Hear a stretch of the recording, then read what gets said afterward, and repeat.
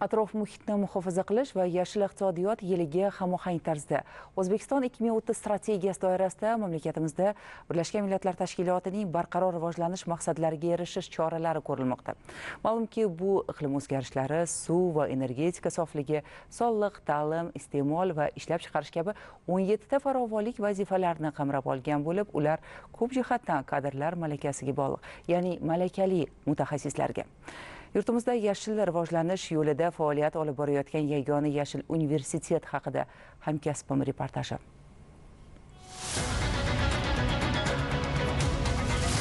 Ekologik muammolar chegara bilmaydi. Bu esa kuchlarni birlashtirish va transchegaraviy hamkorlik muhim ekanligini anglatadi. Dunyodagi ko'plab mamlakatlar qatori O'zbekiston ham iqlim o'zgarishlarining salbiy oqibatlarini his qilyapti. Bunga javoban mamlakatimizda yashil tashabbuslar ilgari surilmoqda. Bu atrof muhitni muhofaza qilish, ekologik barqarorlikni ta'minlash va resurslardan samarali foydalanishga qaratilgan xalqaro darajadagi amaliy va umummilliy harakatlar. Mana shunday xayrli tashabbuslar ijrosi yo'lida bugun mamlakatda ekologik faoliyatni o'rganish va amalga oshirish sohasida muhim qadamlar tashlangan. E'tiborlisi, bu harakatlar nafaqat yurtimiz, balki butun mintaqaga daxldor. Bunga O'zbekiston prezidenti tomonidan asos solingan Markaziy Osiyo atrof muhit va iqlim o'zgarishini o'rganish Green universiteti yaqqol misol. Tan olish kerak, ilgari bu sohada yaxlit oliy ta'lim dargohi yo'q edi. O'zi umuman dunyoni qaraydigan bo'lsak ham bunday universitetlarni kam uchratasiz. Davlat rahbari o'tgan yili ushbu universitetda bo'lganida, hozir ekologiya xuddi raqamli texnologiyalarday dolzarbligi, kelajakda hamma soha atrof muhit bilan hamohang bo'lishi. Shuning uchun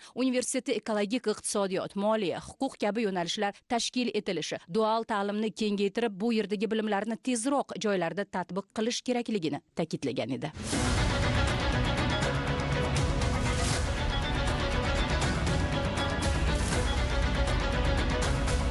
Prezidentimiz ham bizning universitetimizga tashrif buyurib, bizga yaratilgan shart-sharoitlar bilan o'zlari tanishib chiqdilar. Studentlar, biz talabalar, professor o'qituvchilar va olimlar bilan suhbatlashdilar va bizdan nima uchun bu universitetni tanlaganligimiz, barqaror rivojlanish yo'nalishi bizga nima uchun kerakligi haqida savol berdilar. Biz barqaror rivojlanishni Birlashgan Millatlar Tashkilotining 2030-yilgacha belgilangan maqsadlarga erishishni o'z oldimizga maqsad qilib qo'yganmiz. Men o'zim ham atrof muhitni himoya qilish, ya'ni biologik xilma-xillikni saqlab qolishga qaratilgan ishlarda qatnashishga harakat qilib kelaman. Va atrof muhitga qaraydigan bo'lsak, chiqindilardan unumli foydalanishga qaratilgan ko'plab ishlarni qilsak bo'ladi. Yashil universitet bu ekologik barqarorlik, yashil texnologiyalar va rivojlanishni qo'llab-quvvatlovchi ta'lim muassasasidir. Universitet o'quv dasturlari ekologik fanlar, barqaror energiya manbalari, yashil qurilish va jamiyatni ekologik holatini yaxshilashga qaratilgan. Yashil universitet juda katta imkoniyatlarga ega. Xalqaro ekspertlar uchrashuvi va ilmiy tadqiqotlar institutlari bilan hamkorlikda ishlaydi. Bu imkoniyatlardan foydalanib, yaqinda Jahon bankining Munis loyihasida ishtirok etdik va Gidrometeorologiya institutida O'zbekistonda yomg'ir suvini tejash va uni qishloq xo'jaligida ishlatish loyihasini ishlab chiqdik va $200 ming mablag'da 1 yil davomida amalga oshiriladigan loyiha sifatida qabul qilindi. Loyihamizda Qoraqalpog'iston va Qashqadaryoni tanlab olinishi bejiz emas.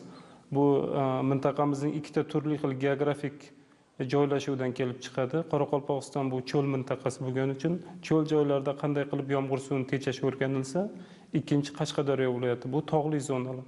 Tog'li zonalarda qanday qilib yomg'ir suvlarini tejash imkoniyatlari o'rganiladi.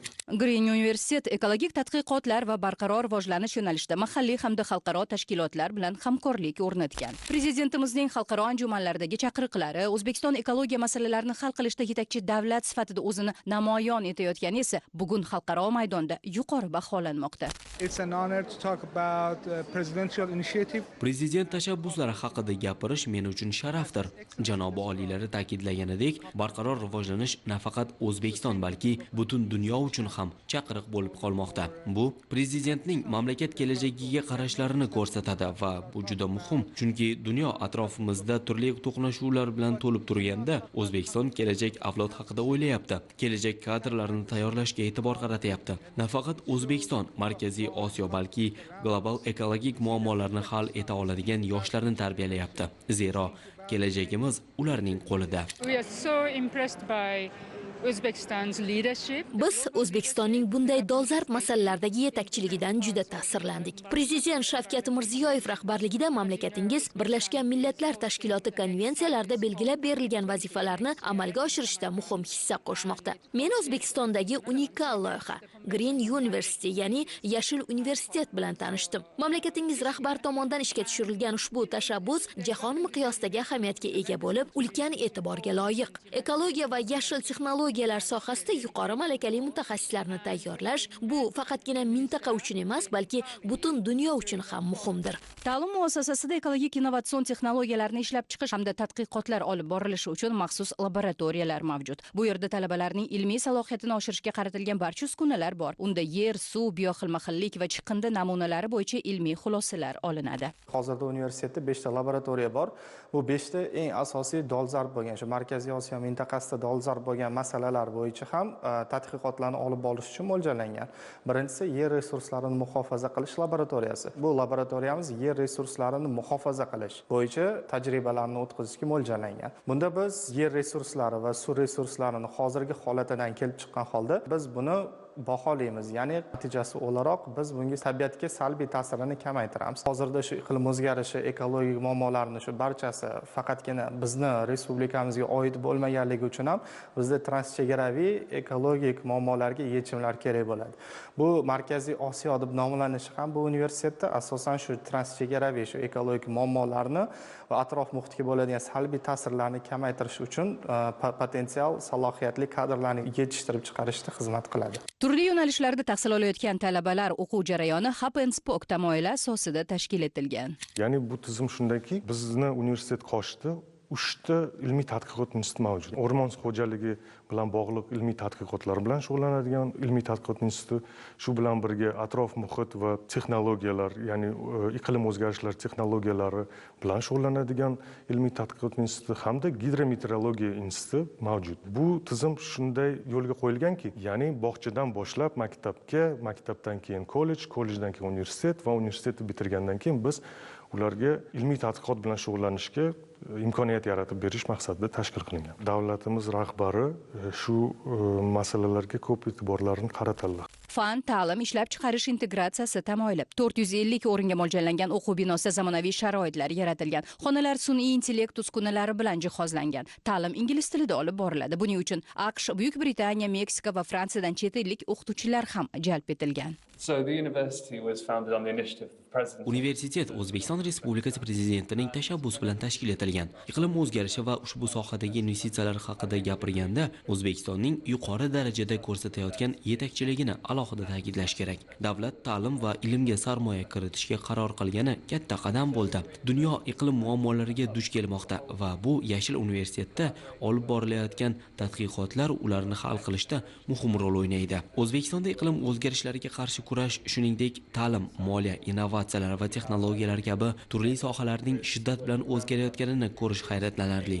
Biz yangi davr bosqichida turibmiz. O'zbekiston investitsiyalar va texnologiyalar uchun keng imkoniyatlar ochmoqda. Bu esa yashil va barqaror kelajakni yaratishda yanada ko'proq yordam beradi. Dunyoda juda kam davlatlar va universitetlar borki, ular to'liq iqlim o'zgarishlari va atrof muhitni o'rganishga qaratilgan. Ekologik ta'lim ahamiyati bu faqatgina zarurat emas. Bu yerdagi yoshlar juda tashabbuskor izlanishlarga to'la. Ta'lim va malaka bilan qurollangan yoshlar ekologik muammolarni hal qilishda faol ishtirok etib, ekologiya borasidagi bilimga ega yangi avlod fuqarolarini shakllantiradilar. Shu tariqa Yashil universitet faqat o'qish muassasasi emas, balki dunyoni yaxshilashga qodir g'oyalar va tashabbuslarning markaziga aylanadi.